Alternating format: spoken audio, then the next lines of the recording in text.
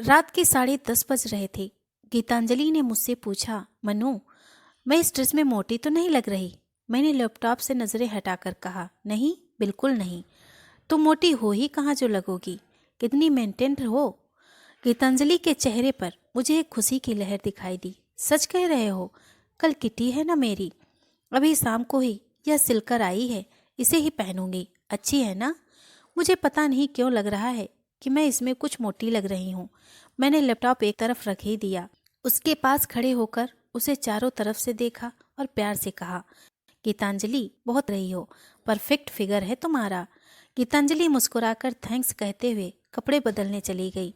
मैं भी मन ही मन मुस्कुरा उठा, क्योंकि इस नई ड्रेस में वह सचमुच थोड़ी सी मोटी तो लग रही थी, पर वह जो भी पहनती है उस पर अच्छा लगता है, यह भी सच है। पर हाँ, वह अपने फिगर को लेकर बहुत कॉन्शियस रहती है। मैं जानता हूँ कि वह हमेशा पतली और स्मार्ट लगना चाहती है, पर आजकल वह थोड़ी सी भर गई है। अगर मैंने सच बोल दिया तो कल से ही खाना पीना कम कर डाइटिंग पर आ जाएगी, जबकि वह खाने की शौकीन है और अब तक अपना पूरा ध्यान रखती आई है। पर समय के साथ कुछ बदलाव तो आते ही हैं ना। और वैसे भी मैं ऐसे बहुत से झूठ बोलता रहा हूँ जिनसे उसे खुशी मिलती है। इतना क्या सत्यवादी हो जाओ कि अपनी ही पत्नी का दिल दुखाऊं ना? यह मुझसे नहीं होता। मैं कोई झूठा इंसान नहीं हूँ। पर जब बात गीतांजलि को खुश करने की आती है तो मैं खूब झूठ बोलता हूँ। सोचते हुए मैंने बच्चों के बेडरूम में झांका। हमारी 20 वर्षीय बेटी सिद्धि और 18 वर्षीय बेटा नमन सो चुके थे। 11 बजे थे। हम दोनों भी सोने ही जा रहे थे कि अचानक गीतांजलि को याद आया, मनु, तुम्हें बताना ही भूल गई कि अगले हफ्ते भैया आएंगे। यहाँ उनकी कोई मीटिंग है, 1-2 दिन के लिए आएंगे। अरे वाह, बहुत अच्छा। अपने से 5 साल बड़े सचिन भैया के बारे में वह और बातें करने लगी। मेरा मूड सचिन के आने की बात सुनकर खराब हो गया था, पर प्रत्यक्षता में गीतांजलि की बातें रुचि लेकर सुनता रहा। थोड़ी देर में गीतांजलि सो गई, पर आज मैं अपने झूठ बोलने के बारे में सोचने लगा था। गीतांजलि से बहुत झूठ बोलता हूँ मैं। मेरी प्यारी पत्नी है वो, उससे बहुत प्यार करता हूँ मैं और उसे कभी दुखी नहीं दे सकता। उसका मायका दिल्ली में है। यहाँ मुंबई में ऑफिस के काम से सचिन का आना जाना लगा रहता है। गीतांजलि अपने भाइयों से बहुत प्यार करती है। वो है ही ऐसी, सबको स्नेह सम्मान देने वाली। सचिन की उपस्थिति मुझे बर्दाश्त नहीं होती। मैंने गीतांजलि को कभी यह महसूस नहीं होने दिया है। मुझसे कई बार पूछती है, भैया अच्छे हैं ना? मैं हाँ में सिर हिलाकर कहता, तुम्हारे मम्मी पापा भाई सब अच्छे हैं। वह खुश हो जाती है। वह मुझ पर बच्चों और अपना भरपूर प्यार लुटाती है, तो उसे तो हक है ना खुश रखने का। मैंने उसे यह सच नहीं बताया कि घमंडी स्वार्थी जैसे लोग मुझे कभी पसंद नहीं आते। अपने पद धन के मद में चूर सचिन हमेशा अकड़ में रहता है, अपने से नीचे किसी को कुछ नहीं समझता। और मैं भी ऐसे कई झूठ बोलता हूँ, जैसे ऑफिस से आकर कहता हूँ, गीतांजलि तुम कितना काम करती हो, जबकि मैं जानता हूँ कि उसने दिन में अपना समय बुक्स पढ़ने या फ़ोन करने में बिताया होगा। काम तो ज़्यादातर मेड ही कर जाती है। पर जब मैं उसे यह कहता हूँ तो मुझे उसकी आंखों में खुशी दिखती है। वह मेरे झूठ से खुश होती है कि मुझे उसके कामों की वैल्यू है। काम तो वह करती भी है, पर इतना भी नहीं कि बहुत थक जाए। बस मुझे उसे खुशी तो देखना है। कई बार मैं उसका हाथ अपने हाथ में लेकर कहता हूँ, गीतांजलि अपना ख्याल रखा करो।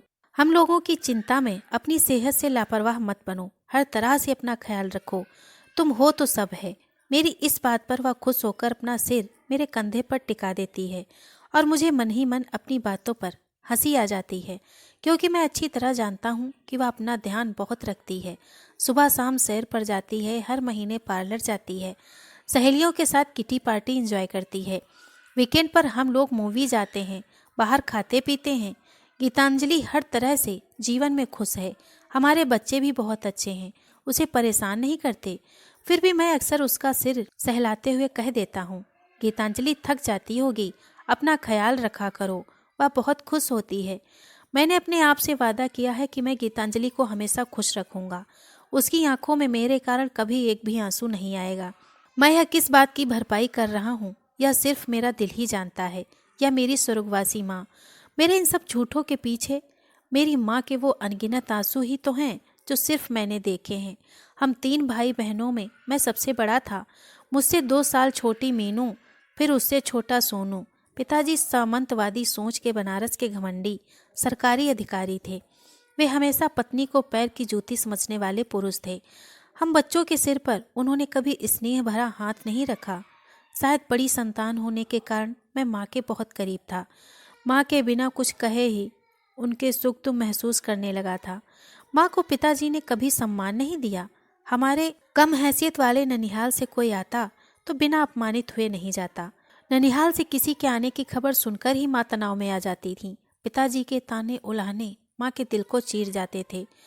माँ की आंखों में हमेशा नमी रहती थी।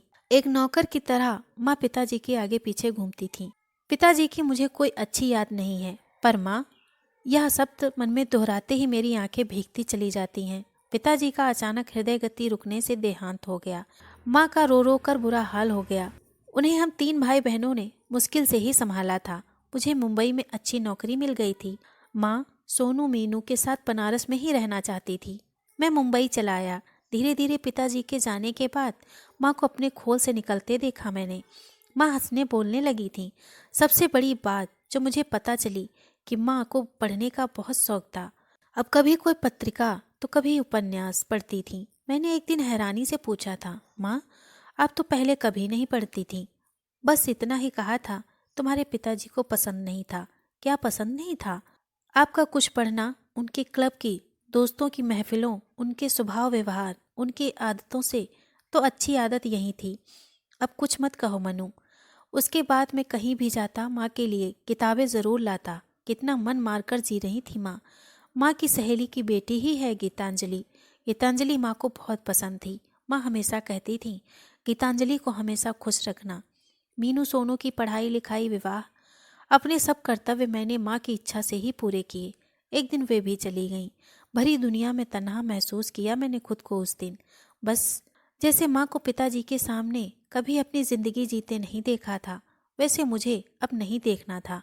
इसीलिए मैं माँ के जीवन, उनके स्वभाव, उनके व्यवहार, उनके त्याग, उनके स्नेह की एक एक बात याद रखी और कोशिश करता हूँ कि मेरी पत्नी दुखी होकर ना जिए, वह कभी अपना मन न मारे। उसे अपनी मर्जी से जीने के लिए, अपने शौक पूरे करने के लिए मेरी मृत्यु का इंतजार न करना पड़े। वो भी इंसान है, उसका भी जीवन है, उसकी भी खुशियाँ हैं। इसीलिए अगर गीतांजलि को खुश रखने के लिए मैं कोई झूठ बोलता हूँ तो इसमें क्या बुरा है? किसी का कोई नुकसान तो नहीं है। ये छोटे छोटे झूठ मेरी पत्नी को खुशी देते हैं। इस झूठ का कोई पाप नहीं। दोस्तों, अगर आपको ये कहानी पसंद आई हो तो प्लीज़ इसे लाइक और शेयर करें। अगर आप हमारे चैनल पर नए हैं तो प्लीज़ इसे सब्सक्राइब करें। धन्यवाद।